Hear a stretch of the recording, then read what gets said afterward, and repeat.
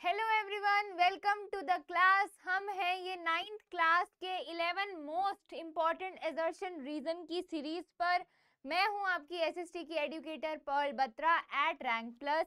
हमने काफ़ी सारे सब्जेक्ट्स कवर कर लिए हैं एसएसटी में। हमने हिस्ट्री का भी कर लिया, ज्योग्राफी का भी कर लिया, इकोनॉमिक्स का भी कर लिया और आज मैं आई हूँ सिविक्स के साथ। अरे यार ब्रैकेट बना रही थी, क्या हो गया। आज मैं आई हूँ सिविक्स के साथ, सिविक्स के मोस्ट इंपॉर्टेंट क्वेश्चन। उससे पहले मैं आपको बता दूं कि हमने सिविक्स के 5 मोस्ट इंपॉर्टेंट 5 मार्कर्स कंप्लीट कर लिया है ऑफ ऑल द चैप्टर्स। और वो है चाहे 5 मोस्ट इंपॉर्टेंट क्वेश्चंस, लेकिन उसमें मैंने कोशिश करी है कि मैं आपको 10 to 12 मिनट्स की वीडियो में पूरा चैप्टर समझा दूं विद इंपॉर्टेंट पॉइंट्स। और आप में से बहुत लोगों ने होमवर्क क्वेश्चन का भी आंसर दिया था, तो उन बच्चों को मैं बता दूं कि PQR करके कोई है 1 2 3 4, उन्होंने सही आंसर दिया था कल वाले क्वेश्चन का। Very good. और जिस हिसाब से बेटा आपने आंसर करा है उस हिसाब से मुझे लगता है कि आपको तो फुल नंबर ही देने चाहिए। It's really nice. ठीक है, फिर है रंजीत बाणवाल। रंजीत जी वेरी गुड, आपने भी बहुत अच्छा आंसर दिया है। रुचि जी ने हेलो बोला है, तो हाय रुचि। प्लीज आज जो होमवर्क क्वेश्चन है सब लोग कमेंट सेक्शन में आंसर देना। नेक्स्ट सेशन में I will give you a shout out जो लोग सही आंसर देते हैं। ठीक है, तो चलो शुरू करते हैं सिविक्स के 11 मोस्ट इंपॉर्टेंट असर्शन रीजन के क्वेश्चन। बहुत इजी क्वेश्चन आते हैं इसमें से, डायरेक्टली फ्रॉम द एनसीईआरटी, कुछ भी बाहर से अलग सा नहीं आता है। Coming on the first question, हम कर लेते हैं। Democracy ensures that the rights of minorities are protected. Yes, democracy का तो मतलब ही यही है कि माइनॉरिटी मेजॉरिटी सबके राइट्स को प्रोटेक्ट करो। ये तो सही बोल रहा है। In a democracy the majority's decision is always supreme. बेटा ये दोनों अपोजिट स्टेटमेंट है। अभी हमने डिस्कस करा है कि डेमोक्रेसी में मेजॉरिटी का डिसीजन सुप्रीम होगा तो वो डेमोक्रेसी थोड़ी ना होएगी, वो तो डिक्टेटरशिप हो जाएगी कि सिर्फ एक ग्रुप की बात सुनी जा रही है। तो A is true but R is false. A is correct and R is incorrect. ठीक है, C option clear. Next question. The Indian Constitution provides for a federal system of government. Yes, बिल्कुल इंडिया में क्योंकि federalism है, ये हमें पता है। Federalism in India means equal power for the central and state government. बेटा हमने अभी डिस्कस करा है कि फेडरलिज्म का जो मतलब होता है वो इक्वल नहीं होता है, पावर का डिवीजन होता है। पावर का क्या होता है? Division. But there is no such thing as equal power in federalism, क्योंकि हमेशा सेंटर पावरफुल होता है और स्टेट उससे थोड़ा सा कम पावरफुल होता है। इसका मतलब ये नहीं है कि सबऑर्डिनेट है, बट ऑफ कोर्स सेंटर के पास ज्यादा पावर होती है। तो इसका भी सी हो जाएगा। A is correct, R is incorrect. Next question. The president of India is elected directly by the people. Really not at all.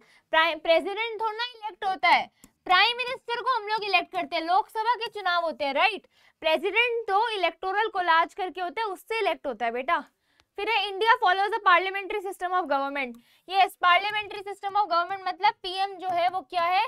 Head of government है। लेकिन जैसे यूएसए जैसे शहर है वहां पे क्या होता है? प्रेसिडेंशियल सिस्टम ऑफ गवर्नमेंट, जहाँ पे प्रेसिडेंट हेड ऑफ स्टेट है और हेड ऑफ गवर्नमेंट है। तो the president of India is elected directly by the people. No, A तो फॉल्स हो जाएगा। A is incorrect, R is correct. ठीक है, क्योंकि ये तो करेक्ट है, इंडिया में पार्लियामेंट्री सिस्टम ऑफ गवर्नमेंट है। फिर fourth, the right to constitutional remedies allows citizens to move the court if their rights are violated. Yes, आपने अपनी एनसीईआरटी में पढ़ा होगा writs. Article 32 of the Indian constitution में रिट्स आते हैं, जिसको क्या कहते हैं? कॉन्स्टिट्यूशनल रेमेडीज कहते हैं। राइट टू कॉन्स्टिट्यूशनल रेमेडीज को अम्बेडकर जी ने हार्ट एंड सोल का है। बिल्कुल, ये दोनों आपस में इंटर रिलेटेड है, एक्सप्लेन कर रहे हैं, तो इसका आंसर है ए। समझ गए? और रिट के बारे में मैं अपने वीडियोस में आपको बता चुकी हूँ। ठीक है, फिर भी कोई डाउट हो तो आस्क मी इन कॉमेंट्स। फिर है secularism means the absence of religion. Secularism means, ये तो बिल्कुल गलत है। सेक्युलरिज्म का मतलब है रिलीजन तो होगा पर सारे रिलीजन इक्वल होंगे, तो ये तो गलत ही हो गया पहले ही। In a secular state there is no official religion and all religion are treated equally. है सभी तो बताया, यही तो डेफिनेशन है। तो A is correct, R is नहीं, A is incorrect, R is correct. D okay, कर लिया हमने। Sixth, the Rajya Sabha is a permanent house and cannot be dissolve. Yes, हमें पता है कि जो राज्यसभा होता है बेटा वो क्या होता है?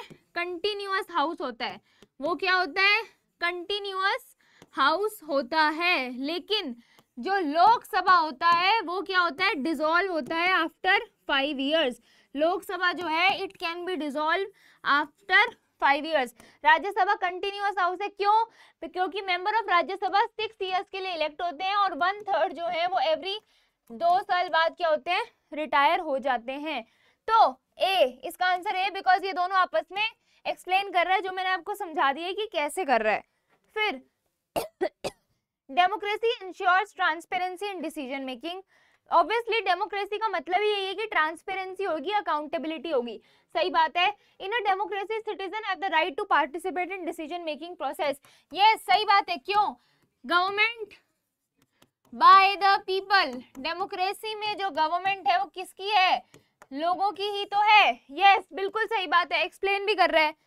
Next, the election commission of India is an independent body. हमने पढ़ा था इलेक्शन कमीशन सेंटर और स्टेट में इलेक्शन करवाता है और स्टेट इलेक्शन कमीशन पंचायती राज में इलेक्शन करवाता है।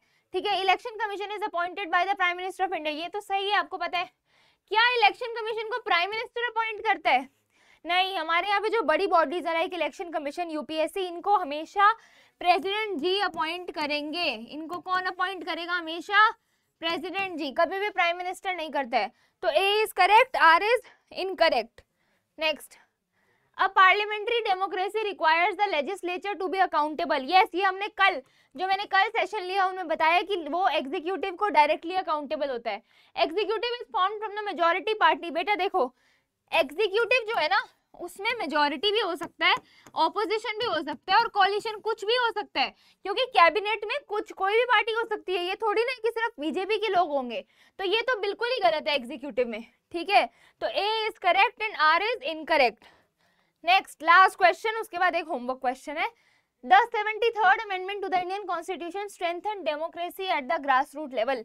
हमने अभी पढ़ा था कल ही 73rd कॉन्स्टिट्यूशनल अमेंडमेंट एक्ट, मैंने आपको बताया था 1992 में जो आता है उसमें क्या होता है, पंचायती राज आया था। अब आपके ये थोड़ा मैंने हार्ड करके आपसे पूछा है यहाँ पे, तो अगर आपको लगे आउट ऑफ सिलेबस है तो आउट ऑफ सिलेबस नहीं है बेटा, आपको करवाया गया है, बट थोड़ा सा मैंने हार्ड करा है इसको।